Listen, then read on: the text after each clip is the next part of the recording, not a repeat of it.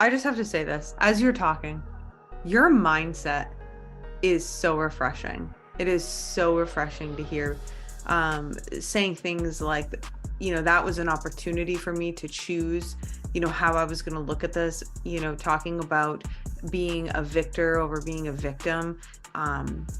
It's just so refreshing. And yes, I just have to say, for what I do, representing female first responders, coaching, teaching, mentoring them to be the best version of themselves. I do a lot of mindset work. That's really my forte, because when I was injured, I was couch ridden for 6 months. The ultimate compliment is to be considered an asset by those who know you. But what exactly does that mean? And how do we get there?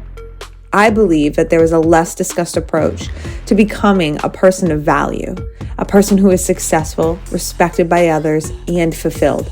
It's somewhere between the hustle culture and the ease and flow of manifestation. This podcast is designed to be a resource for the ambitious, the relentless, and the rare who are breaking societal norms, going against the grain, and are open to unconventional practices as we study what it takes to be a true asset in every area of life. My hope is that you'll find this podcast unique and like it enough to share it with a friend and maybe even one day join us at one of our in-person events. Enjoy. What's up, everybody? I'm super excited to bring to you this next guest on the She's an Asset podcast. Meg, can you please introduce yourself to the people? Sure. Hi, my name is Meg Tucker. I am a major in the U.S. Army, and I am the founder / chair of the Valkyrie Project. Meg, tell us about the Valkyrie Project, because that's how I found you. I found you online. Loved what you were posting. Obviously, it seems to be all about women veterans, correct? I'm so sorry. Yes, I had to mute myself for a moment. My fiance has our smart house connected, so whenever he receives a phone call, I hear this echo throughout our whole entire house, which hilariously, sometimes he'll be calling me when I'm at home and I'll hear 7 voices at once go, David Butler wants to talk to Megan Tucker. Like, this is weird. It's so funny. Go ahead. Tell us about the Valkyrie Project. So the Valkyrie Project was my response essentially to a lack of female-centric exercise training for women in the military. In the beginning, it had a bit more of an apparel feel. I was trying to create a stream of income by selling apparel, but also behind that apparel was going to be the mantra of essentially that women in the military are now allowed to have access to all jobs and schools, but they don't always have sufficient training for that. So someone might have the right heart and the right mindset and the appropriate grit to, for example, try out for a tier 1, or what we would call the most selective areas of military service, like things, some examples that come to mind would be the Navy SEALs or Delta Force, things like that. But the training wasn't there. And a lot of coaches, in fact, that train military populations don't always have the education, that the requisite education to understand how women's hormonal cycles can impact their training, or even how their birth control methods can impact their training. And so the inception of all of this was I was starting special operations as a new captain and wanted programming and a brand that was made for me. And when I couldn't find one, I set out to make it myself. That's amazing. So are you on special operations right now, or was that something that you did? I'm in a special operations organization, yes. That is cool. Can you tell us anything about what you do? I do a job called psychological operations, which sounds a lot more nefarious than it really is. We work in the information space, in communications. The phrase I tend to use for folks that aren't familiar with the role is essentially military marketing. We tend to mostly work with partner nations and helping get their brand better set up for success in their own particular country. For anyone that follows I would say security studies in general for anyone that follows a security environment globally. In the United States, our focus is external. Our nexus for focus is external to the United States. All of the threats that we are worried about, and from a security standpoint, are elsewhere, and we go to them. However, a lot of the countries that we are allied with or partnered with have an internal locus for needing security assistance. There'll be criminal networks or international networks that operate in their countries and make them unstable. And so we often help those folks do marketing to professionalize themselves and mitigate the threat within their own country that also has the potential to reach out and touch the United States. So do you like it? Do you like doing what you do? I do. I am in a bit of a transitionary period right now. What it's called is a medical evaluation board for military folks, but essentially I've been struggling with some knee problems for the last upwards of 6 years now, and I've essentially been told that I need a knee replacement. So I'm at a bit of a crux in my career where I'll likely be getting out soon as a result of that condition. But up to this point, it's been a fantastic ride, and for the most part, I have no regrets. And I will get to leave having had a really cool experience and met a lot of really amazing people and done really cool things. So I'm sorry about your knee. I can relate to that. That's what took me out of police work full time, was a back injury. So I do understand that. How long have you been in the military, Meg? I joined in 2011. I came on active duty in the spring of 2011. Wow. So that's been quite a while. Yeah, it's when I go back and do the math, it's low-key horrifying that I've given basically most of my youth to the Department of Defense. But again, it's not something I regret. But certainly there are trade-offs that you make, and I think you understand that as someone that's a former first responder. There are sacrifices involved in that decision, and you end up missing holidays and time with family, and your social life takes a hit, and sometimes even opportunities that you would have had in higher education or other job opportunities are a sacrifice, right? So it's a sacrifice in more ways than one, for sure, but again, a good experience that I wouldn't take back.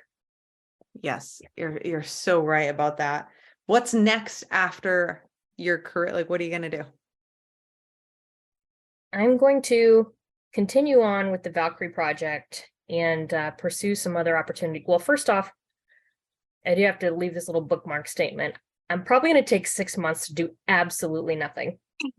Yeah. Just sleep in, work out, get back in touch with myself, maybe try and get back out in nature a little bit more and re-engage in some hobbies that I've put off for a long time, like art, painting, drawing, things like that. I want to get back into my passions for a while and kind of reconnect with myself before I hit the gas on another career trajectory. But certainly Valkyrie Project is going to continue to be a focus going forward. And who knows, I may go get my PhD so that I can be a researcher in the human performance field.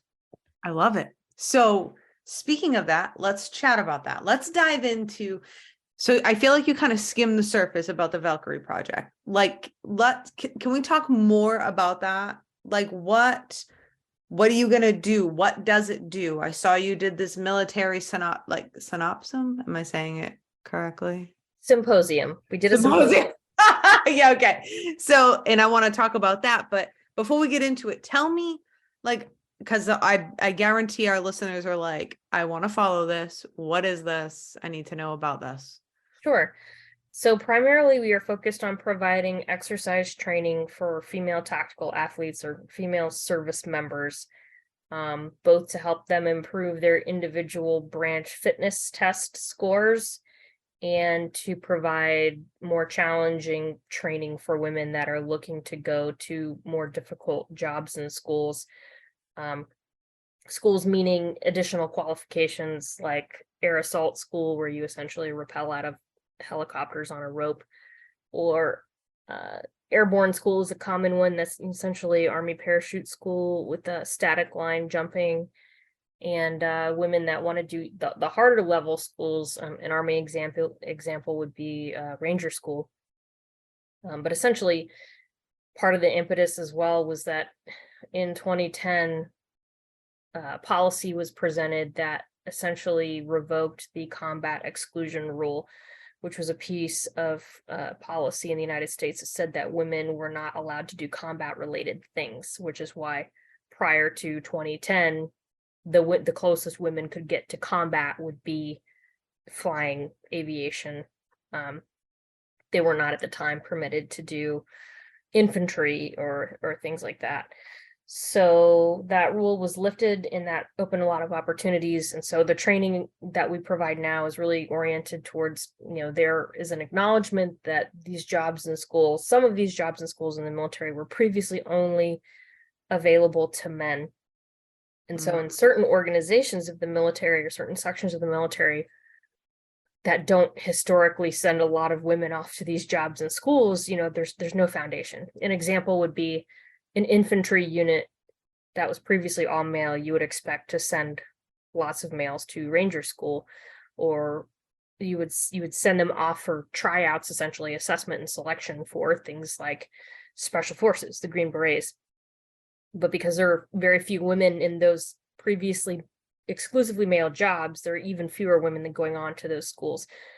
And so we're trying to provide workout programming that is intuitive for their biology and physiology. And what I mean by that is the programming that we offer has 2-week blocks of follicular and luteal programming. So if the avatar of the average woman is a 28-day cycle, assuming she's not on some kind of birth control that messes that up, right?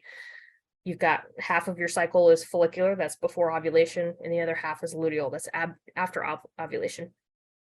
And the science essentially shows that these different hormonal profiles can facilitate certain types of training, or they can be detrimental potentially to certain types of training.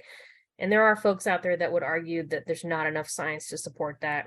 Others that I tend to lean with say there is enough science, we could use more, certainly, let's keep researching. However, there are intuitive ways to line up your training with the phase of the cycle that you're in. So that's what we offer that's really unique in terms of fitness training. When someone signs up for the Valkyrie Project programming and they open up the Beyond the Whiteboard app, which is a CrossFit app, but with our programming in it, when you sign up with us, you can go in, and if you're before your ovulation day, you can look at follicular workout weeks and do follicular days for those workouts. And then when you click over, you can go into luteal.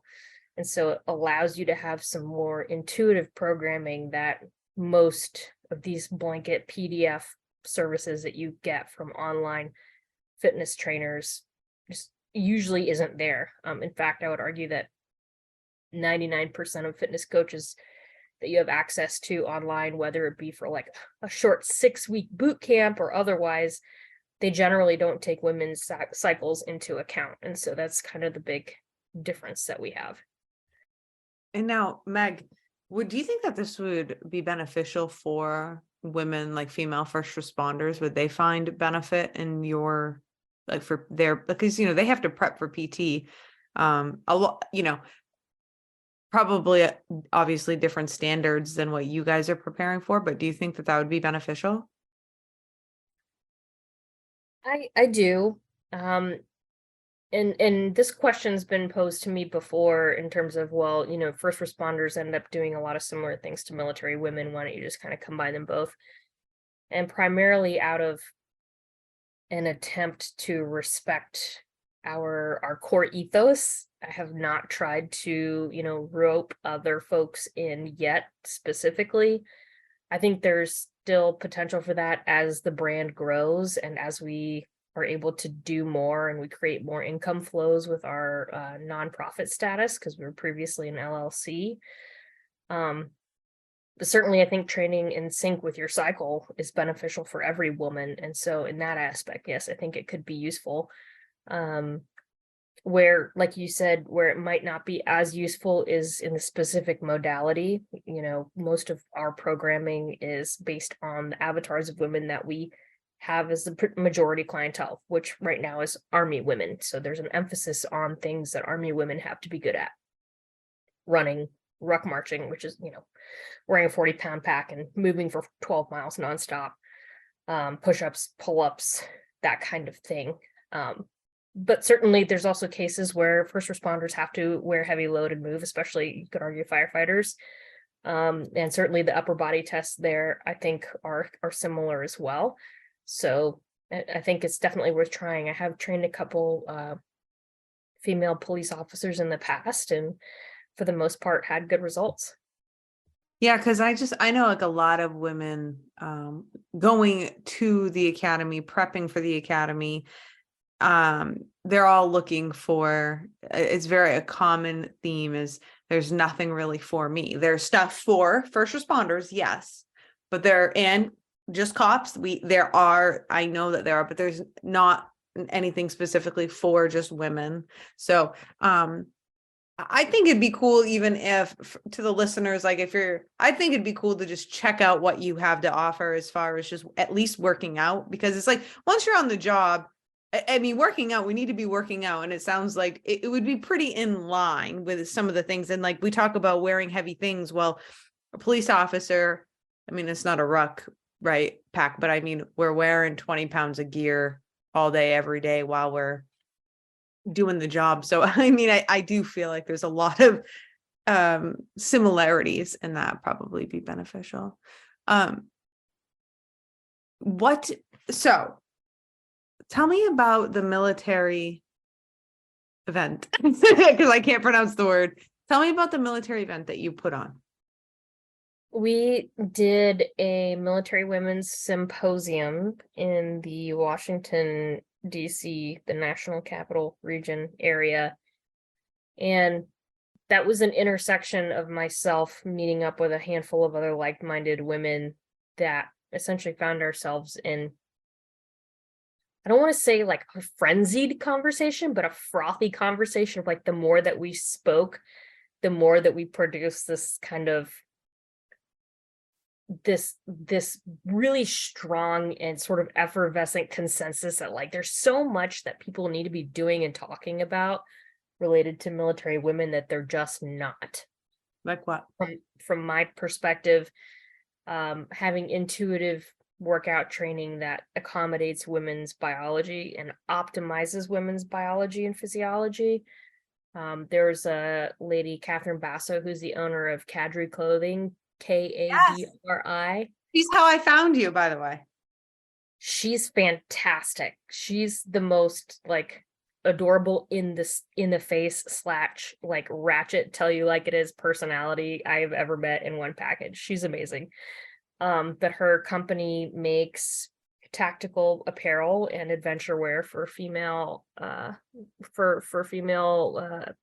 service members and first responders. So she was like, nobody's making apparel for women that makes sense, like protective apparel that makes sense for women, and equipment that we use on the job specifically for women. It's just a men's item that's shrunken down and not really accounting for our particularities.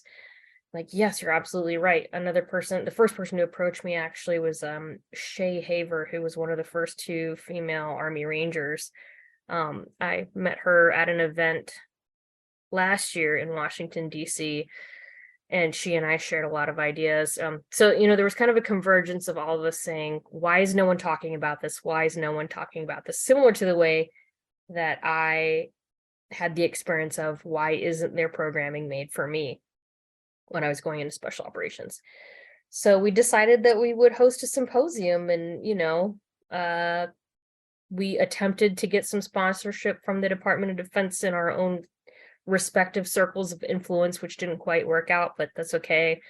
We ended up getting some excellent sponsorship from companies like Mystery Ranch and Walther, and those sponsorships essentially funded the event so that we could have people come out and listen and learn for free. Wow. And we could live stream it for free. And the recording should still be available on our website under the symposium tab. If it's not, that means the recording company had to kink it, because they did tell us it would only be there for a little while. But last I checked, the recording was still there. It was really enlightening. It was really educational. I had an excellent opportunity to host my own tactical coach, Michael Ban, who's a world-class fitness coach, and just easily the most empathetic, understanding, and educated fitness coach I've ever met. We talk about my cycle and how to train around it all the time. There is no such thing as a taboo conversation with him, which I admire a lot. And I also got to host on my panel Dr. Stacy Sims, who is really a leader in this area of women's performance, globally a leader. So if anyone's not following her content, I would urge you strongly to do that now, because she's very, very gifted and very intelligent. That's amazing. I was going to ask you, have you met Lisa Jaster? Do you know who Lisa is? I have not met Lisa. My friend Shay knows Lisa. Of course. Because they all hung out together in that first Ranger class. Yeah. I reached out to Lisa at one point, actually, when I was trying to myself attend Ranger school back before I had all these knee issues. And she's a great person. She's incredibly gracious with her time. She's in high demand, but she's gracious nonetheless, in spite of the demand on her time. And I believe she's published a book recently. We tried to get her out for the symposium, but she was not available, unfortunately. But the good news is we're going to try and do this thing annually, so we've got more opportunities to try and have her out. Absolutely. Yeah. We just had her on the podcast, and she was wonderful. But so it's just so funny when you talk about Shay. It's interesting because there's so few women that have, gone through Ranger school, and then you just are like, yeah, and I know Shay, one of the first two. And I'm like, wait, I know Lisa. What are the first three? So it's pretty cool. I'm sorry about your knee. So it sounds like you were prepping for Ranger school.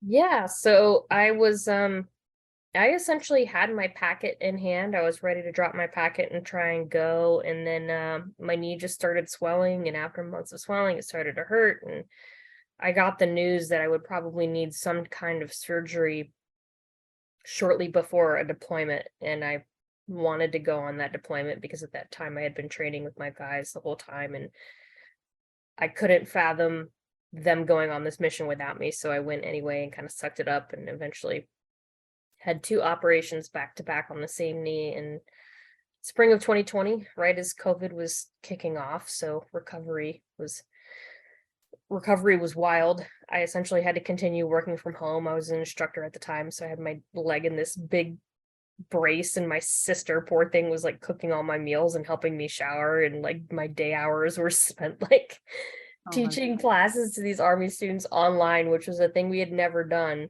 Right. It was a wild time, and I would make the argument from a physiological perspective. I think the high stress of that phase of my life, including some personal things, that high stress probably contributed to the surgery not healing very well. And I've just been dealing with the residuals of that ever since. But it's okay. I've got a great coach. I'm functional enough to be, a human being that gets to enjoy things. It's just coming up on a time where maybe I don't need to Army anymore, and that's okay. My talents can be applied elsewhere. Yeah, absolutely. And I love your mindset about that. Speaking of mindset, can we talk a little bit about what it has been like for you, or what it is like as a woman in the military? Sure. And I'll bring something that I have been chewing on for about a week now up. I'll bring up a thing I've kind of been chewing on since I was on James Gearing's podcast, Behind the Shield. Something I've struggled with or kind of wrangled is the idea of sexism. Because half of me thinks it's important to acknowledge where it does exist and when it does exist, in order to further the conversation for everyone and to continue to create space where women can bring their talents to bear in the communities that we serve in. And the other part of me that is, refuses to be a victim and says, I will take responsibility for everything in my life to the extent that makes sense. Because for me to overly ascribe certain things to sexism means that I allow it to have an impact on my life, and I allow it to victimize me, and I allow it to stop me from doing what I want to do. So overall, my experience has been fairly positive in the military. I will say I started out as a helicopter pilot in the Army. The Army eventually got rid of my airframe. So I switched to special operations because it was a bit of a gamble for me to stick around waiting for another airframe and maybe not get one. But I experienced a lot more sexism, which was overt and obvious in aviation than I ever did in special operations, which you might not expect. I've actually found myself to be, for the most part, surrounded by very emotionally and intellectually intelligent folks in my job in special operations. But there was a time when I had to brief a very important group of people who decide how much money we get. They came down to visit my installation. I was in a special operations unit at the time, and I was selected to present information about a recent deployment related to what we did. But of course, because I earned the aviator wings, I was wearing them on my uniform on my chest, everybody has the opportunity to wear their badges and whatnot. Excuse me, sip of water, my throat's a little scratchy. This general officer came up to me after the brief, and he looked down at my chest where the badge was, and he has a funny screwed up look on his face, and he goes, "Where'd you get those?" Not when did you go to flight school, or what did you fly, or why did you stop flying? Just where did you get those? Like I was some kind of, stolen valor person that you see videos about on YouTube who assemble fake uniforms and then try and go get a military discount. And so I told him, I earned them. I was a Kiowa pilot. I went to flight school. I flew for years. And so in that moment, I was pretty sure it was sexism because he was a higher ranking male. I was a younger ranking female. He didn't look like he was actually curious. He looked like he was criticizing. But at the end of the day, I can't know for sure. Yeah. Right? Like I can't know for sure if that was actually sexist or if he would have been a prick to me, whether I was a woman or a man. Or if he simply was just curious and he had RBF. Like I'll never know, right? So I wrangle with that incident a lot. Because it's an opportunity for me to choose not to be victimized. Like if the guy had come up and said, you don't belong here, you're a woman. That's 100% sexism, right? But sometimes you just don't know. And I think that sometimes we forget as women that, even though you can make a very strong argument that history has put us in a victimized position frequently, you still have a choice moment to moment. And if I can't be certain, I'd rather give that stranger benefit of the doubt because that makes me less bitter and that gives me more control over the outcome. Meg, thank you so much for listening to this episode. I hope you're enjoying it and getting some good stuff, mind-shifting things from this. I just wanted to remind you super quick that if we are not hanging out on social media, we should be. You should come hang out with me. I am the Autumn Clifford on Instagram. I'm Autumn Clifford on TikTok, and I have a Facebook group called She's an Asset. Love to have you there. Love to hang out with you and get to know you. Thank you so much for supporting my show. Let's continue.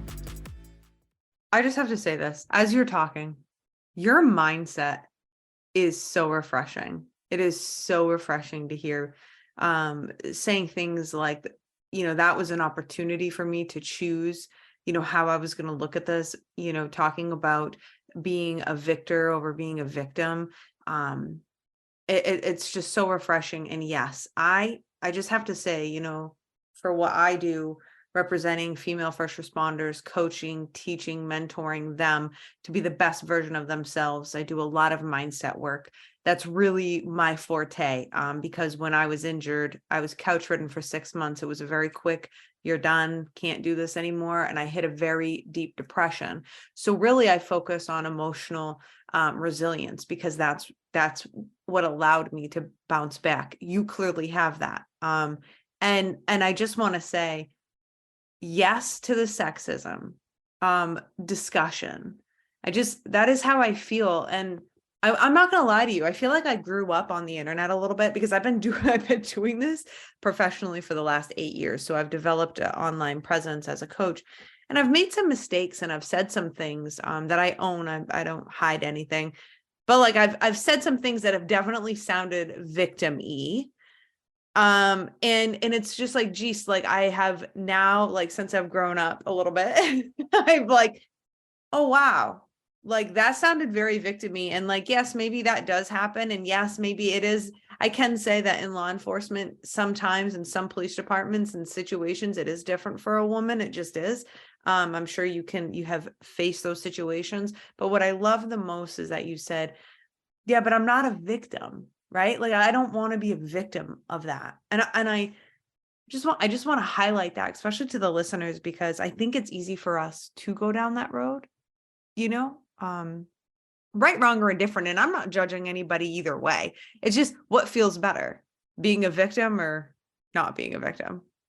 Right. And something that I've heard Shay say a couple times that I really appreciate is that in spite of the fight that we are actively fighting to have more attention and investment put towards women in the military that are still giving their all but not receiving the same support as the guys, is that in spite of that, most of my she says this, and I can say the same, it's true for me too, the vast majority of opportunities that I've had and successes I've had in the military are the result of men who did stick up for me, who did give me an opportunity to assess, who did write me a good evaluation, who did trust me with a large amount of responsibility, alone and unafraid in a faraway land where there wasn't someone there to micromanage me as a captain, right? Where I could easily waltz into an embassy and say the wrong thing and ruin the mission for everyone. Like I was given that trust.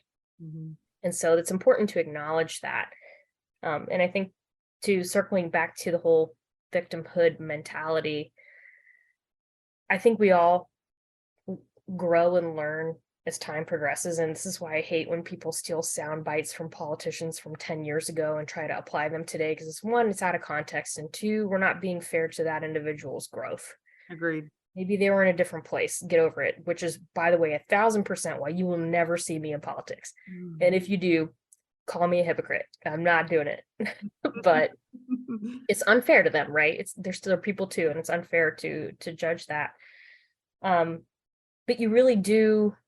My biggest problem with the victim mentality is that you give away so much of your power, because once you start greasing the wheels of that mentality, I mean, if you think about the linkages in your brain, they are literally reinforced the more that a thought or a piece of information crosses synapses in your brain in a certain pattern. The more they do that, the more they become reinforced. And so the more that you decide you've been a victim, the more you're going to anticipate it and you're going to expect it from others.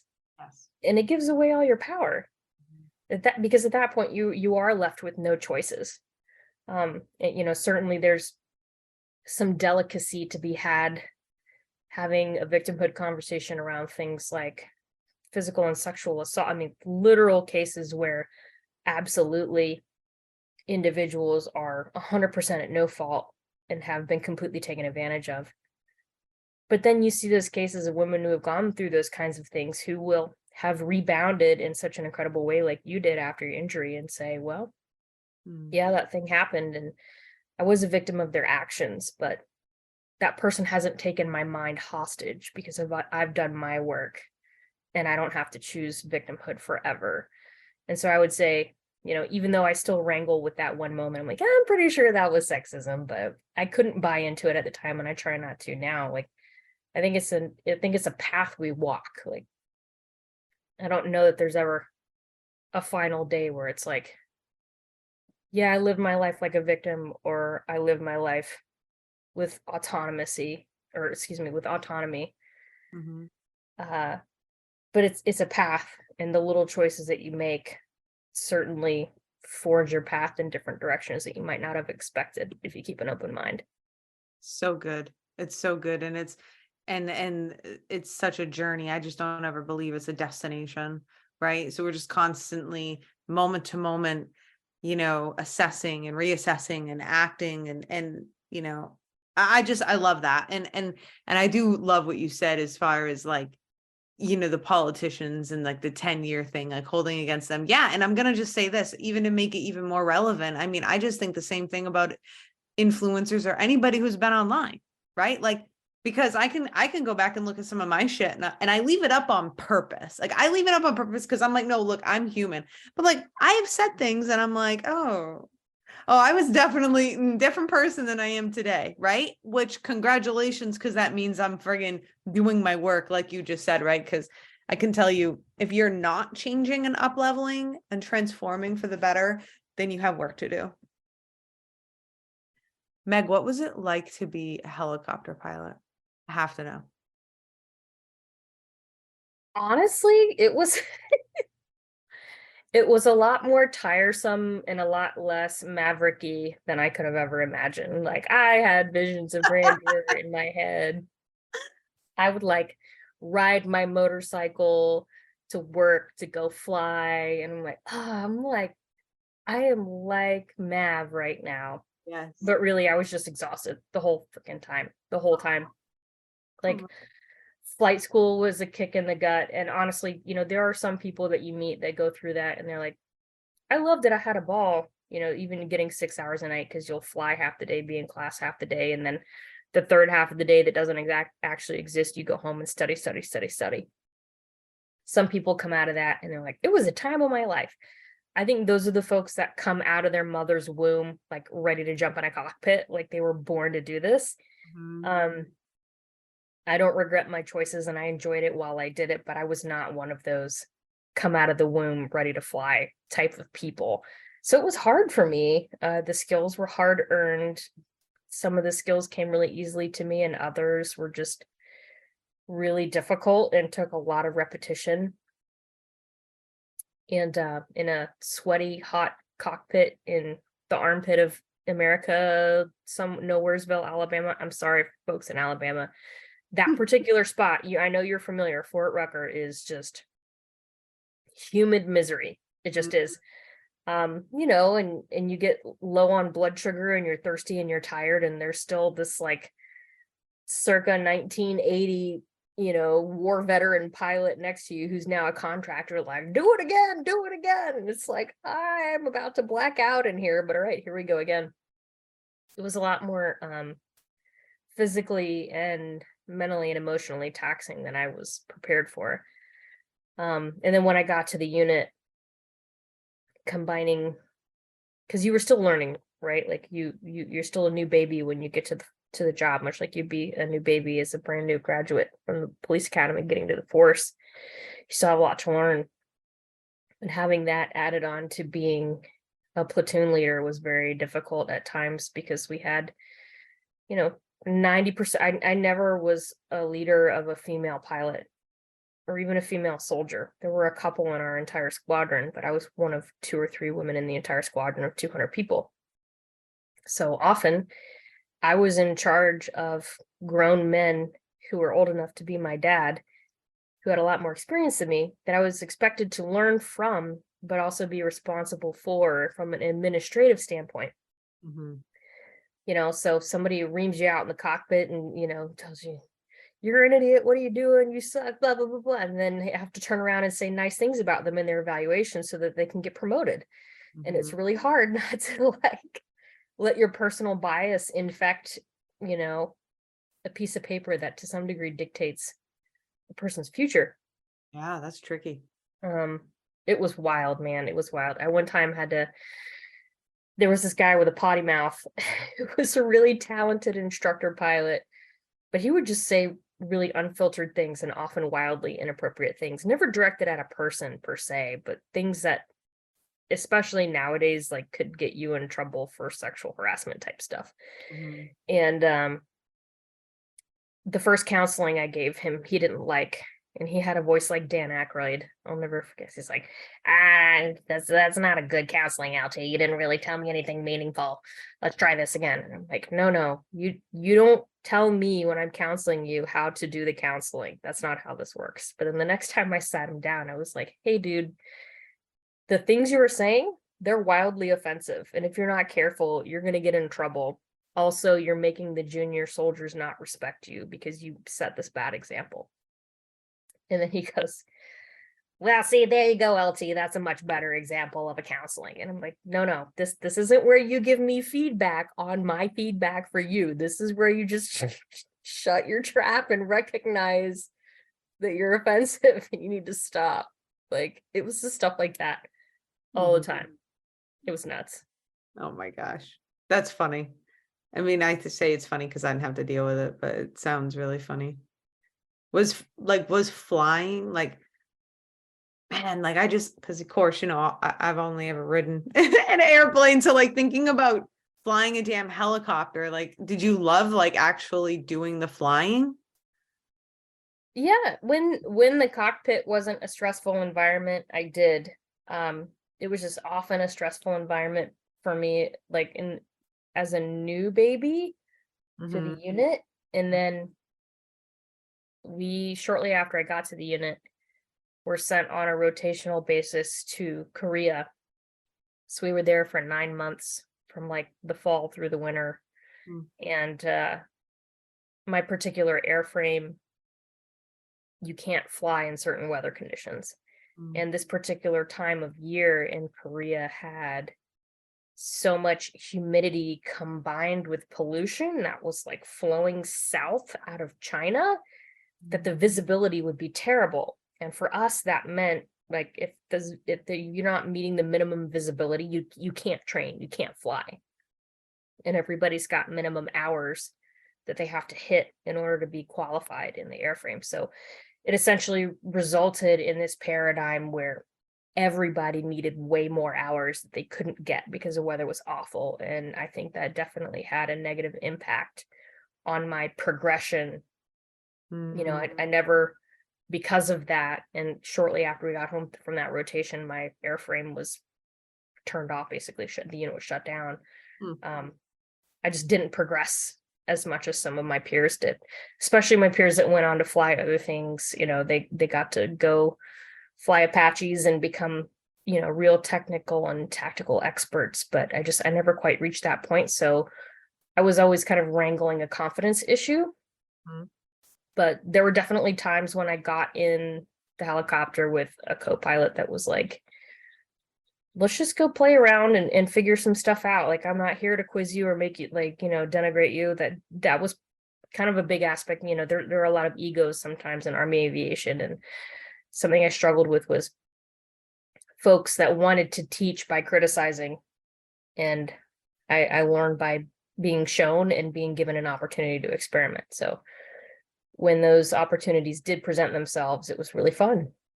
I love it.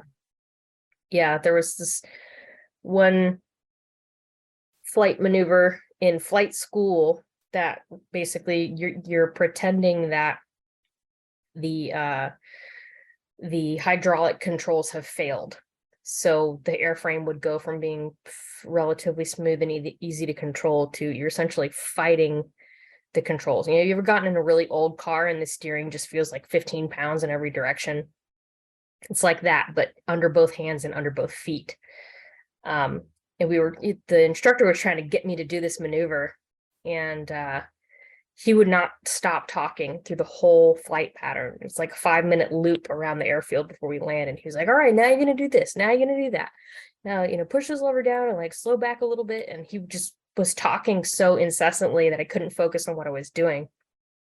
So after the second time, I was like, hey, sir, do you mind if I just try this without you talking at all? And then if I'm like about to kill us, then you can take over and finish the landing for me. But I just want to see if I can do it without you talking. And he was like, oh, well, that's just fine. And he crossed his arms and got all puffy and he was clearly offended, but I've like smoothed that landing on with no issues, like perfect, smooth, buttery smooth landing. And he was all surprised. And then I months later heard from another instructor pilot. He had told the whole rest of the training crew that I had yelled at him and told him to shut up. It's like, you guys accuse women of being emotional. You were so offended that you went back and said that. It's so funny. It's I can relate to that. We could go back and forth probably with a few war stories like that. I think it's funny, but I just think it's inspiring as hell that you flew helicopters. I think it's really cool. I always get pumped, like this means nothing, but I always get pumped when I'm like flying like when I'm riding in a commercial airplane and I see a female pilot. I'm like, yes. Like I literally make such a big deal of it and everyone's like, Autumn. I'm like, no, do you see we have a female pilot? It's fucking awesome. It's too rare, honestly. I would love to see more women in aviation. Yeah. But I do the same. I get excited when the airline pilot's a woman. Sometimes I choke up a little bit like, I get your pain. I bet, man. Wow. So Meg, as we wrap up, what would you we have like I said, we have a lot of female first responders listening to this. And what do you want to leave them with? What would be some good advice? I mean, you're very accomplished and now you're out there doing something for, the women on the front lines. What would you like to say? What do you want to leave them with? There are so many things. But I would have to say you might be surprised with the outcome first when you give benefit of the doubt more often. And two, when you take calculated risks more often. I think the benefit of the doubt really helps to feel more comfortable and part of the team in spaces where it feels very obvious that others don't always see you that way. And often we get it wrong, right? I've caught myself being disproportionately expecting people to dislike me or be mean to me, or disproportionately expecting bad outcomes and almost always proving myself wrong.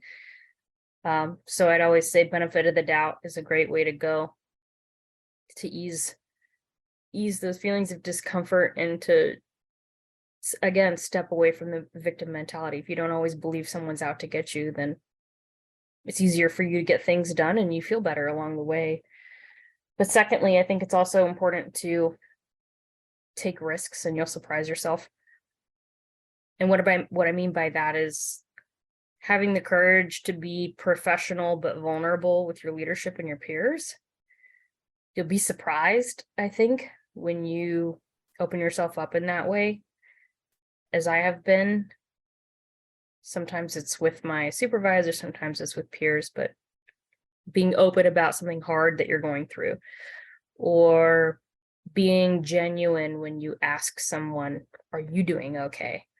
I've been surprised along my career how often, I'll ask them hey man, how you doing? And they'll reply with, I'm all right. And usually that's where the conversation ends. But a couple times I've continued on and said, why just all right? Why not great?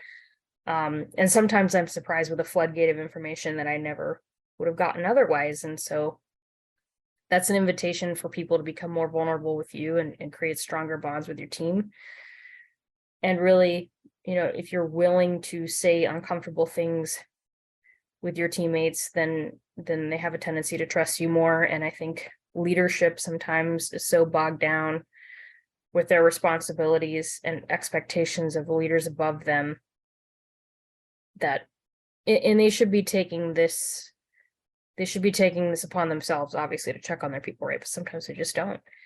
And sometimes you have to come out and say, boss, I need a day to myself. I'm getting a divorce and I'm on the edge of my sanity.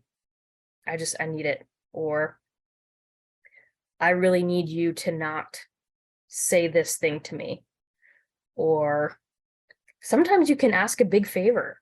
It'll be surprising. I had a soldier once who had previously screwed up epically and was trying to regain his security clearance.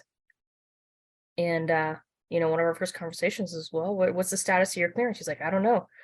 I don't know if anybody's processing it or not. And what ended up happening was I marched him into my boss's office and was the battalion commander. I was like, hey, the soldier has proven himself a hard worker. He's shown that he's sorry for what he did and he paid his consequence. Can we start? Will you sign the paperwork to get him his TS back? And he was like, yeah, let's do it. And if we had never asked, right, that guy would never have gone on to, by the way, be the best non-commissioned officer I've ever had work under me. Wow. Ever. He was phenomenal. But it took taking the risk to walk in my boss's office and have him say, "Are you crazy? No way." Right? Like, sometimes you have to take that chance. And ironically, I think women are in some ways better suited to take risks in a male-dominated arena, because a lot of times males just don't know what to expect from you. So Yes. if you're surprising, it's less surprising than a male being surprising, if that makes sense. It's so true. I love that you bring that up. Yes, we are kind of expected to be unexpected. Like, yes, so good. So good. Meg, where can the people find you on the socials? So on the socials, we can be found on Instagram. We are Valkyrie Project US on Instagram. Our website is valkyrieprojectus.com. We do have an account on Twitter, but I'll be honest, I don't tweet very much because it's become hyper politicized for me and it doesn't really do much for the business, I don't think. But we can also be found on Facebook. We do have a closed forum that you can be, you'll be extended an invitation for once you sign up for programming. And I'll also add on to that any athlete gets the first month free. So, and we don't turn anyone away, literally no one. I've had males sign up for our programming and love it. It's designed for women, but everyone's welcome. So first month is free for anyone that wants to just try it out. And that information can be found on our website.